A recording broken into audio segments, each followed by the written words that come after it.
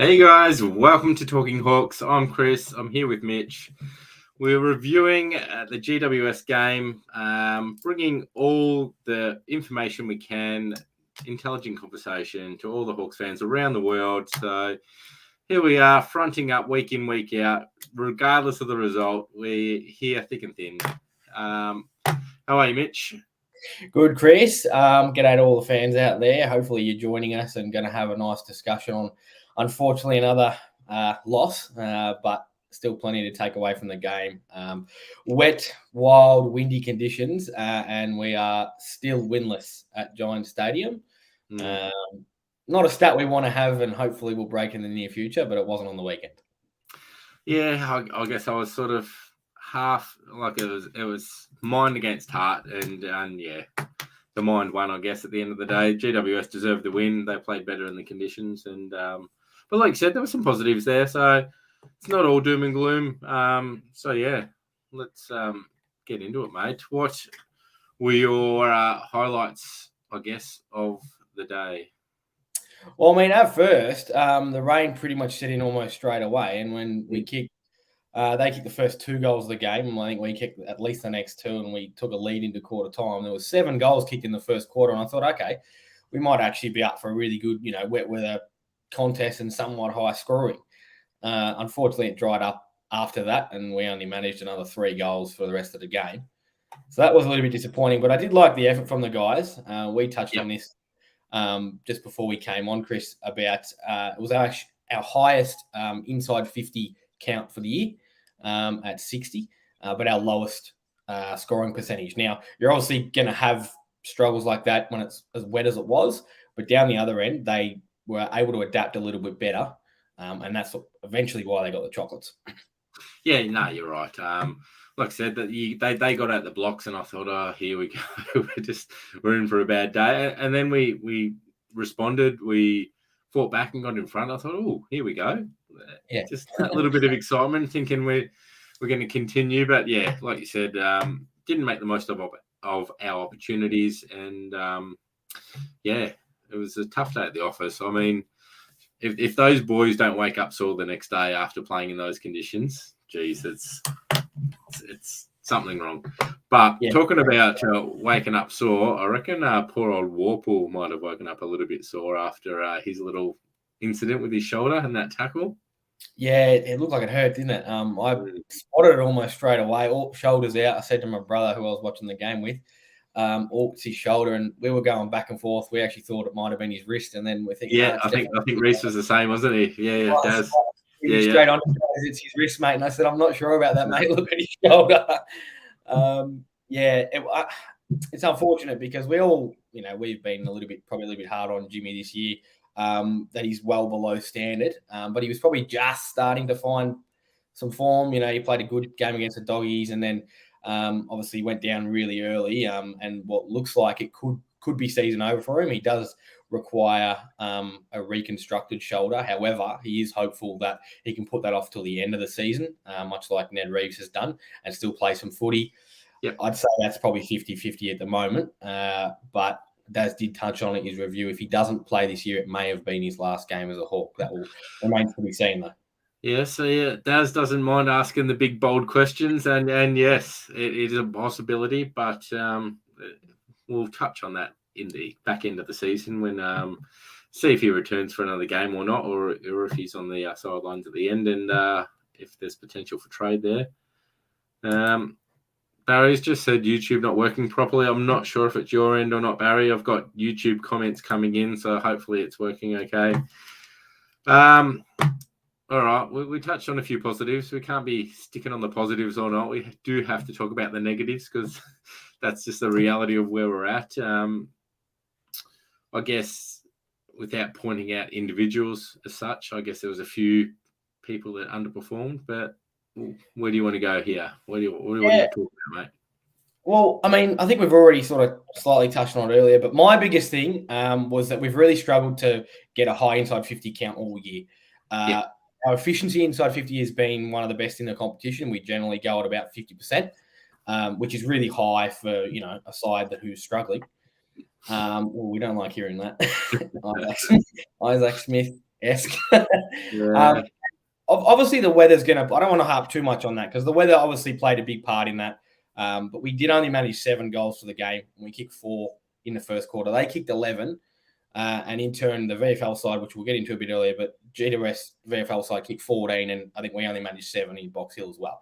So there's clearly opportunities to score, and we gave ourselves plenty. We had times in that second quarter we had 10 inside 50s in a row and did not kick a goal from it. And then late in the third quarter, we'd had of our previous 35 inside 50s, we'd managed like 1 goal 4. Now, in wet weather, yes, that's more acceptable, but it's not winning games of footy, whether it's rain, hail, or shine. Yes. No, you're right. And like you said, it's not often you play in those conditions, and you've just got to adapt to what you're playing in. It's fair for both teams. It's an even playing field, and they just play better on the day. And I think I pointed out to you earlier before the show that I just felt like their players got in better crumbing positions for marking contests. Yeah. And I don't think it was just a lack of the roll where the ball bounced or off the hands. It just seemed like they were positioned better and they reaped the benefits for it. So hopefully we can take some lessons out of that, especially for the kids. Because I thought there was some, like Butler only had 6 possessions or something like that, but I felt like his game felt like a 10 or 12, 15 possession game. I felt like he was around the ball and getting in the right positions and just didn't get his hands on it in the end.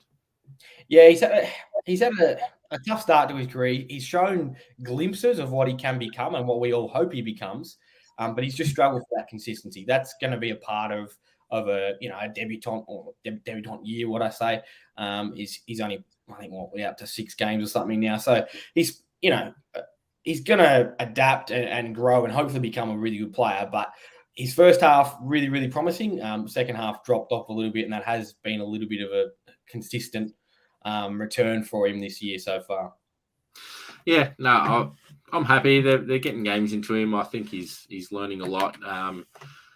He's potentially gone through his juniors and sort of gotten away with his skill and ability, but now he's a boy playing against the men, and you just can't get away with it. So, but look, like I said, I'm seeing signs, even though it's not coming out on the other side in the stats, but I think there's a lot of potential there.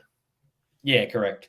One player I do want to touch on, who I'm probably a little bit too critical on, but is Jarman Impey. What do you think of his game? I thought he was poor, unfortunately, again. I guess it doesn't the wet weather doesn't really suit his game style. He can tend to overuse the ball, which is the one thing that you don't want to do when you're having that much rain. But what did you think? Was it really poor, or am I just being too hard on him again, as I've been told that I can be when it comes to I think certain players, especially him, set an expectation level, and when they don't meet it, I guess you feel a little bit disappointed. It wasn't through lack of effort. Like, the whole team wasn't through lack of effort at all. They tried their heart out all day. But yeah, as far as output on the game, and like you said, maybe he was trying to do too much in those conditions, but at the same time, there were players that did those things and executed them, and it changed the game. So had he pulled it off, we might have been talking about an excellent 10-possession game. So I think he's still got to be there in the best 22, and he just didn't do it on the day. Yeah. I think we persist. Yeah. I would agree that he's still in the best 22. Whether that continues is remained to be seen. We've got a couple of players we'll touch on in the VFL that are starting to maybe knock on the door a little bit. But look, he's certainly not the worst. But we do forget he's coming back from a very serious injury, and it might take a little bit longer than what we would hope because, he's been disappointing in patches this year. Morris keeps popping up. Everybody wants Morris in. Not necessarily expensive Impey, but it might be his turn this week. Morris, he might be. How did he go at Box Hill? He had a good game. I think he was listed in the best. He had 15 disposals, 5 tackles, 3 clearances. He got a good rap on the player ratings that Hawthorn publish every week. So it could be time for him to step up. We'll probably touch on that more in tomorrow's show. Connor's just come up and said we got to reward him with a game. I am starting to agree with you there, mate. Morris one. Yep. And one of the topics of the night, Will Day, might be the person that plays that back flank position or back pocket. There might be a rotation in that back six, but Morris has been predominantly playing in that back six area. And so, that might be the door that opens for him. Yeah, well, he's definitely getting a week on the sideline. So he's been offered a week. It was ruled as careless conduct, medium impact, and high contact. Because it's medium impact and judged high contact, he automatically will miss a week, even with an early plea. So he's definitely having a week on the sidelines, regardless of a challenge. I don't think they'll bother, considering that he can't get off. It's probably not worth the risk.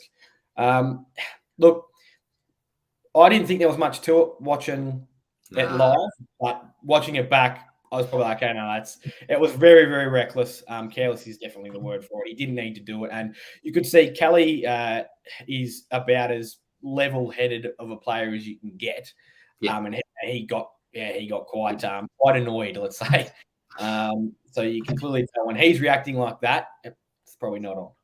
Yeah, I think it was the camera angle, like I said, in live play, even another replay. I'm like, it's not that bad. He might get off. And then you look at it from different angles, like, nah. Yeah.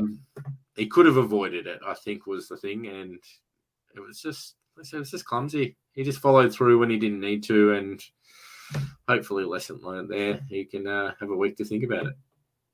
Yeah, correct. Just seen a comment from Tom. I'm glad that's come up about McGuinness. He's excellent in the wet and also how they were both good on Sunday in the Box Hill game, which we'll touch on a little bit later. But he could be coming back into the side, and we know he's probably been one that we've maybe got stuck into a little bit harder than others. But I think he's put together a good 2 to 3 week patch at Box Hill, and he could be coming in as well, which we'll probably touch on tomorrow, I think. We've just talked about Will Day going out for a week, and we've got Warple on the sideline, so there's his door opening up again. Yeah, definitely. I think he's put 2-3 weeks together that have been pretty good at Box Hill, so I can't see who else is probably in front of him at this stage. Yeah, exactly. I've just seen a really good question pop up from Kane regarding this year's Rising Star. Yeah, I think it is. We've had a couple of debutants. We've had a lot of our average player age is about 23. There's not. I mean, obviously we know Newcomb is going to be right up there come season's end. Probably at this stage, probably just dropping behind Dacos a little bit and De Koning. But I mean, anyone else? There hasn't really been anyone that's really put their hand up. Is that a concern when we're trying to get games into youngsters? Yeah, a good question, Nick. Yeah, no, I don't mind it.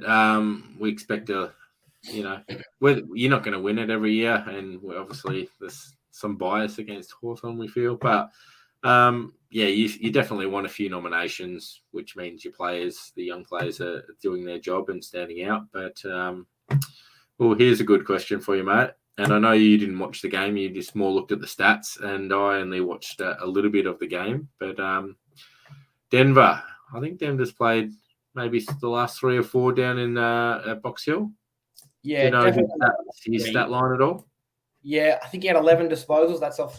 Did I write his down? It was definitely 11 disposals. Don't have anything else written down for him. Interesting. He's going to be one that's never going to. I don't necessarily think he's going to have like a really impressive game on the stats. So it's probably a little bit unfair for me to sit here and say, okay, he's had a good game or he's had a bad game. He did get a good rap in the player ratings that came out this afternoon.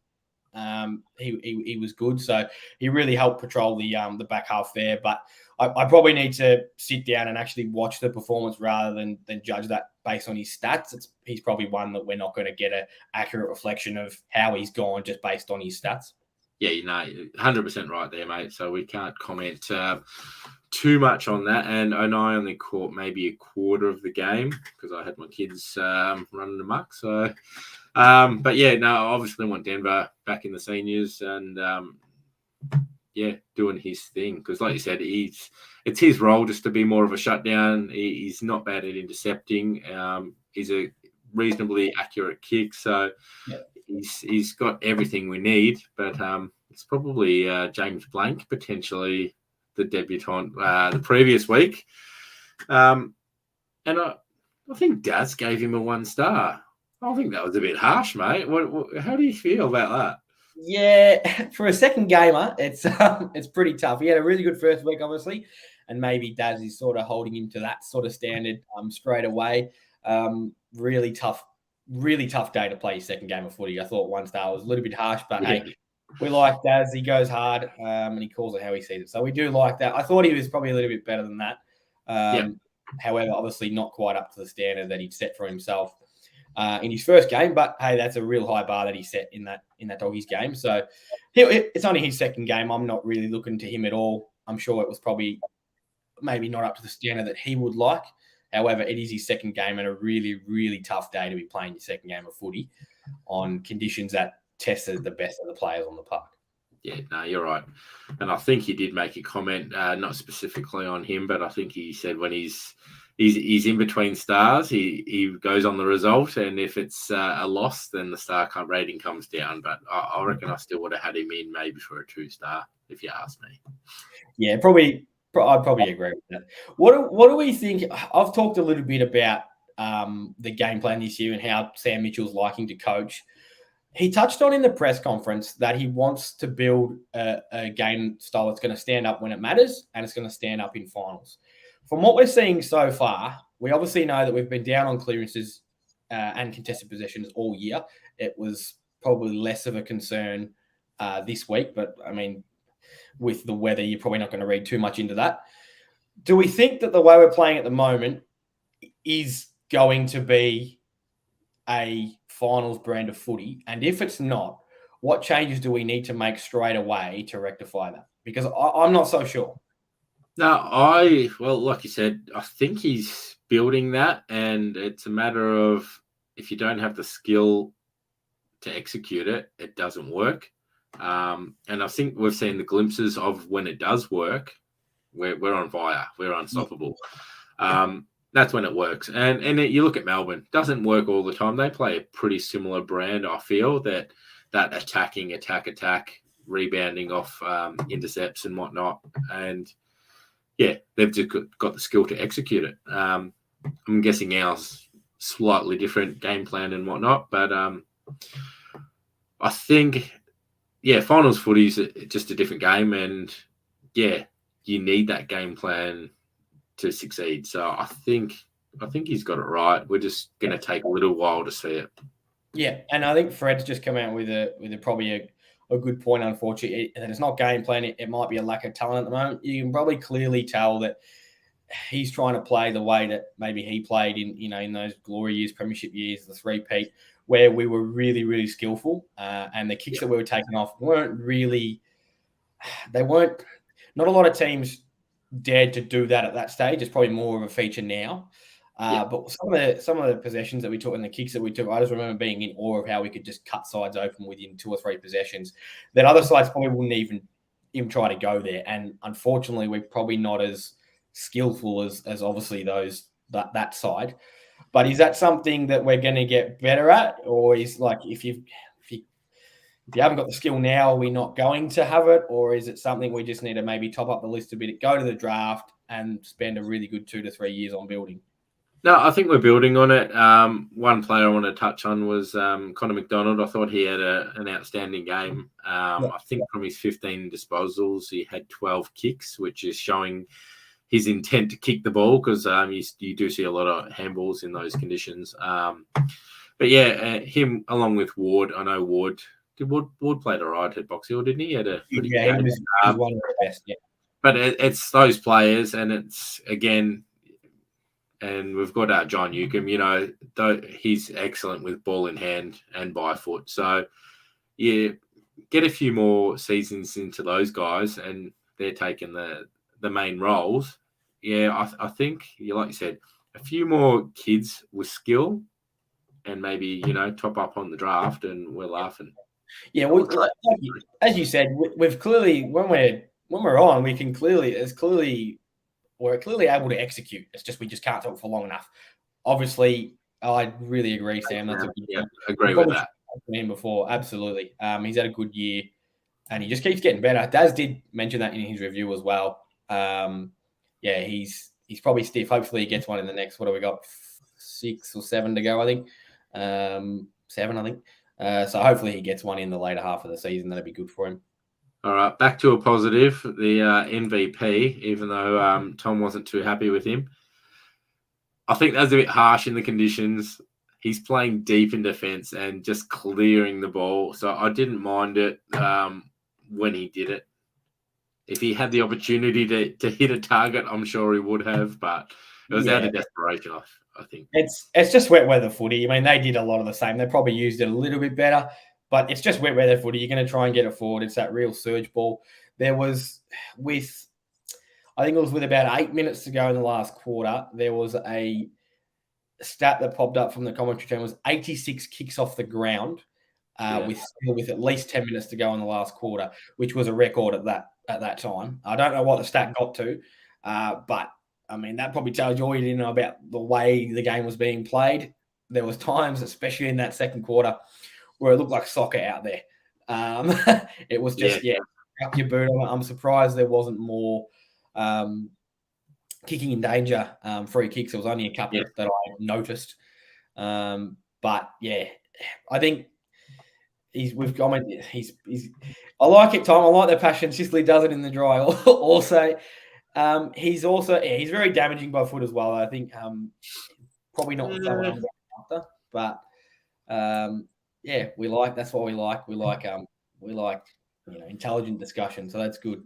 He did have 20 disposals, 3 tackles, 10 contested possessions, and a whopping 962 metres gained. So I'm probably looking elsewhere. I think Daz gave him best on ground. Would you agree that he was best on for us? No, I had him best on. I do my votes for our group. So, I had him best on.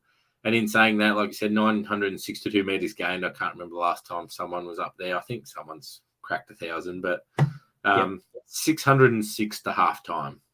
So that's phenomenal. Yeah. And like you said, it was probably for the conditions. Meters gained in a day like that, they're pretty valuable. What do you do out of desperation? You're trying to get the ball. You're stopping the other team from scoring a goal. Get it out of there. You deal with it, the result, the end of it afterwards. Like if it gets turned over, okay, you can reset. The whole defense gets to reset and try and turn it over. So, I didn't mind it. I'm a bit more annoyed about Tom Mitchell's kicks without looking. I hate it in the dry. It was even worse in the wet.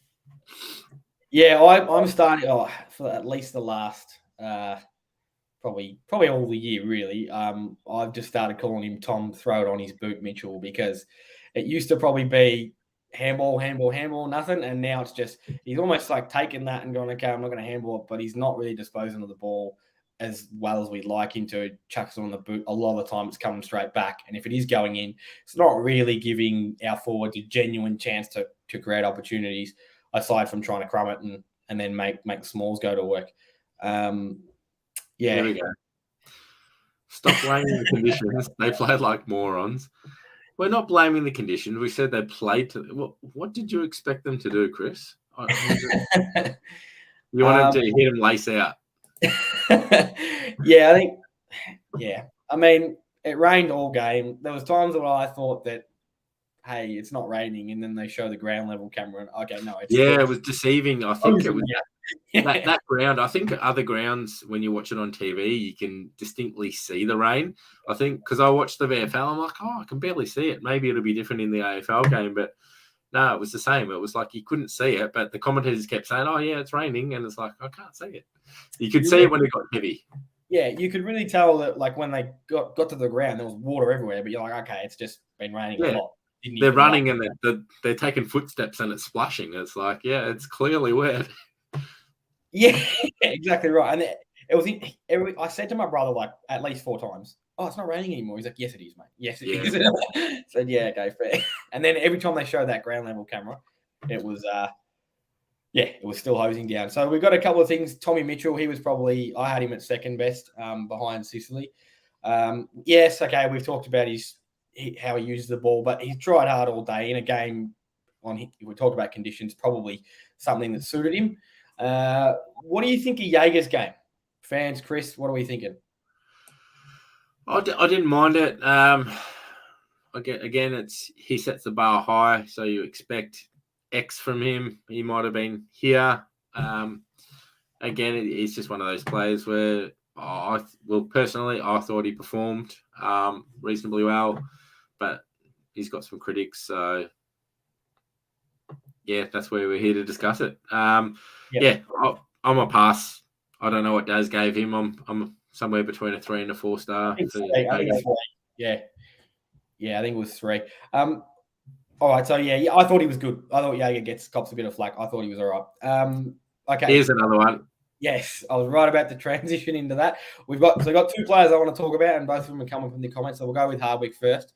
Yep. He did. I think the first line of Daz's review was, "Did Toby even play?" And to keep someone like that, to who we all know he can win a game or turn a game with like that, was awesome, and it was real. What we're used to seeing from Dimmer. He's had a really good couple of weeks. And it was another really, really good performance on Green and kept him very quiet. I don't have Green stats, but I know it wasn't many. Yeah. No, he's definitely flicked the switch and back to the old Dimmer that we're used to. So, yeah, very happy with the way he's turned that around for sure. Absolutely. The other player we wanted to go into, and I can't say good enough things about this man, is Harry Morrison. Yes. Where was Harry in the comments? I missed it. Yes, I did see it. Where are we? Right. I'm scrolling. Freedom Patriot. Give Morrison love there. We sort of. I don't know how I forgot about him because I actually had him in our best players. I had him as second best on. Yeah, okay. I probably put Mitchell in front of him, but I'm more than happy to say that Morrison had the better game. He was. I can't remember a better game that he's played. He may have. I can't remember it. Doesn't stand out to me.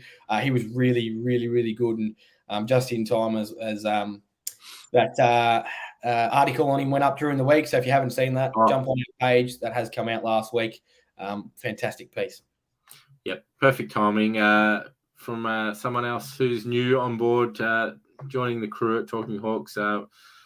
Probably just coming on from a writing perspective. And, I was really impressed. I enjoyed reading it myself. So more than happy to get behind that, guys. Jump on talkinghawks.com and it'll be there. If you look at Daz's 3-star review, there's also a link there to get to it. Morrison, back to his best. Well, back to his best. I think that was his best. Yeah, he was. Just a really good game. He's starting to mature. He's getting into his work now. Let's hope this is, I guess, sort of the new standard that he wants to set, and he can do this more often. And he'll be in our best most weeks if he's going to play like that and show as much effort as he did. Yeah, no, like you said, I think it's his running efforts, his 1%ers, and it just really stood out. It helps when you get a few more possessions. Like 25 is decent by his standards. So, there you go. More pressure acts and more meters gained. So I'll take that. Thanks, Freedom, for backing me up with. I'm gonna say he was second best on above Tommy Mitchell for sure. Not a problem at all. And the guy that always goes underrated, Scrimmer. I think I might have had Scrimmer as my third best. I think I totally ditched Tommy Mitchell. I did. Not the Scrimmers. I think he had about 18, was it? But every time you needed him, he was there. Yeah, correct. He's just getting better and better each week. He had a really good game. Mr. Consistent. Yeah. I mean, he's quickly becoming my new favourite player, which I didn't think I could say that at all once we've seen Jai this year. But no, he's a legend. I love watching him play footy. No, I think I've got a bit of a man crush on Scrimmer. He just does it for me every week. I love it. You wouldn't be the only one, mate. You would not be the only one. I had Blake. We've already touched on Dimmer, but I just looked down at my notes there and I just saw Blake. I gave him the sort of 5th spot on best on, keeping Toby Green quiet. So yeah, it was a disappointing result, and I'm starting to feel like a broken record mentioning the conditions. But we've obviously talked a lot this year so far about it's not all about wins and losses. We'll touch on this obviously in the preview tomorrow. However, we've got a really winnable block of games coming up in the next 3 or 4 weeks. I probably think we're going to really learn a lot about the side and about ourselves in those next, I think it's next 4 weeks that we've got North West Coast Adelaide next week, I think. If we're not winning at least 2 of those games, we're probably going to start. I'm probably going to start to be a little bit harsher on maybe the win-loss record than I have been. It's the old debate. I mean, between obviously you want better draft picks, but not at the expense of losses and the pride. But yeah, at the end of the day, that when you finish off the season on a high, I think it really builds a lot of confidence within the group and the younger players, and you just start the next season with a bang. So that's what we do want. And if it does cost us a draft pick or 2 up the order, well, so be it. But we do want to see the wins on the board. And this week coming up against Adelaide, I think that is the step we need to take to, because I think we've lost about 6 or 7 in a row, is it? 5 in a row now. 5, is it? Yeah. 5 in a row. I think it's 8 out of our last 9, I think. Yeah. Yeah.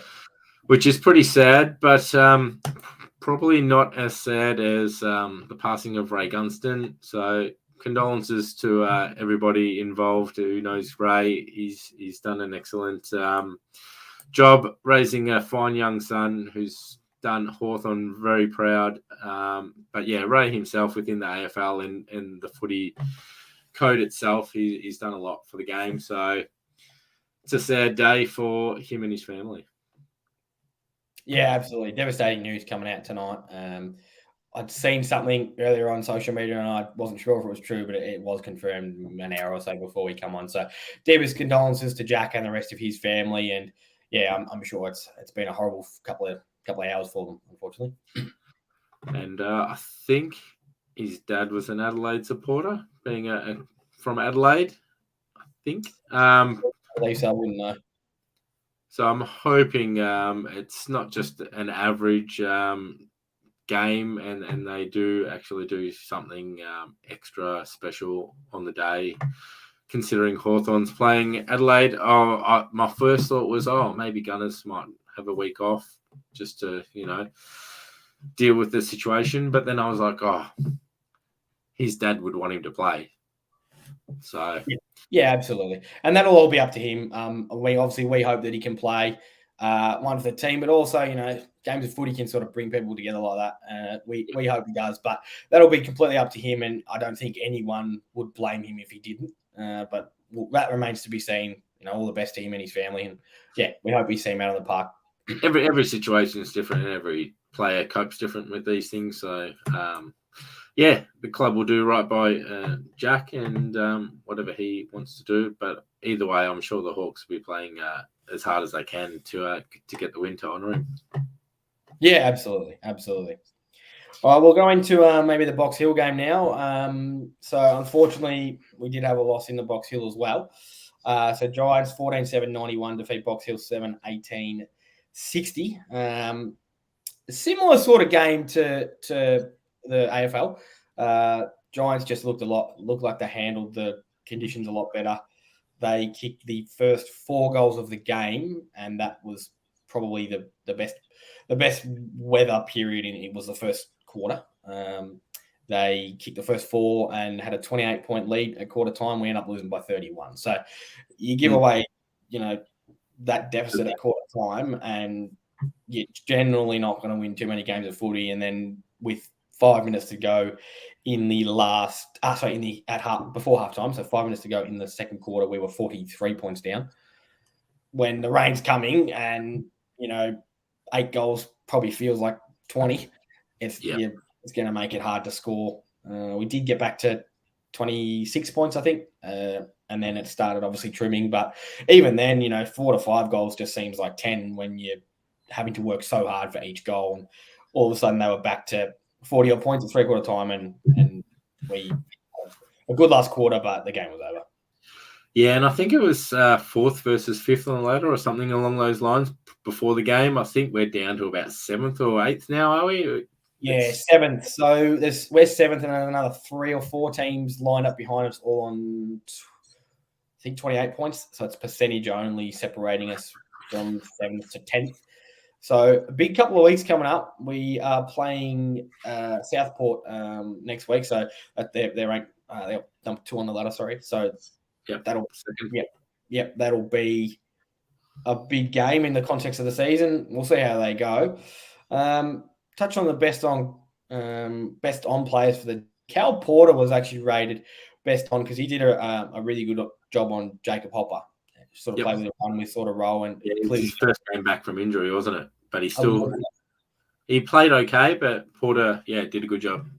He did, yeah. He was rated. I sort of rated him the heart and soul of the Box Hill on the weekend. He played a really good run. Had 14 touches himself, 11 tackles, 9 clearances. So it was really pleasing to see him.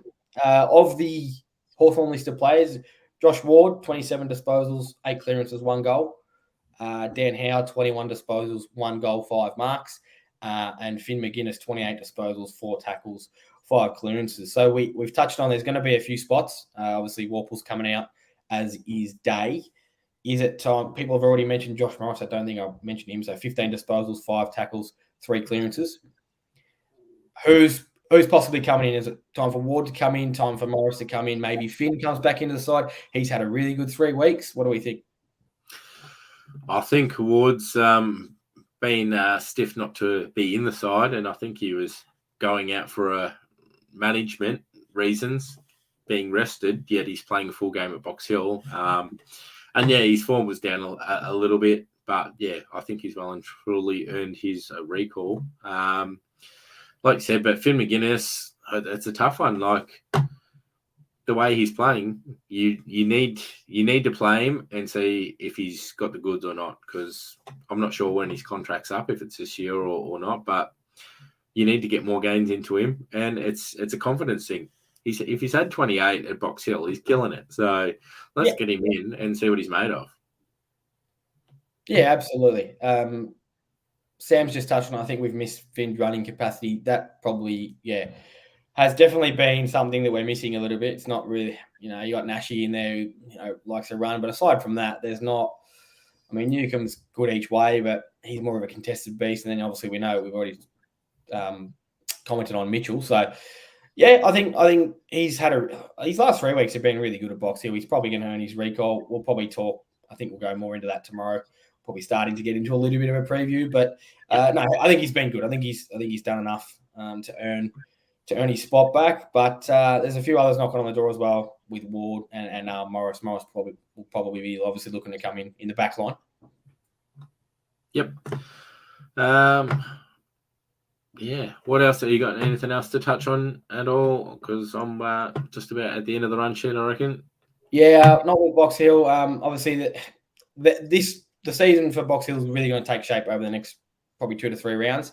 As we're going to need to win as many games as we can. We do have the best percentage out of that block of teams, but it is pretty close from 7th to 9th. And then I can't remember who's 10th, but it's a big drop off to the next percentage. So probably got a little bit of a gap there. However, there's still 6 rounds to go, I think. I think there might be 7 rounds where I think we've got 6 games. I think we've got to buy in round 19 for the NFL. Yeah, so that'll take shape. Hopefully that obviously Hawks aren't making finals. So hopefully we can get, the reserve side in making finals and have, another tilt at a cup. But that'll take shape over the next few weeks.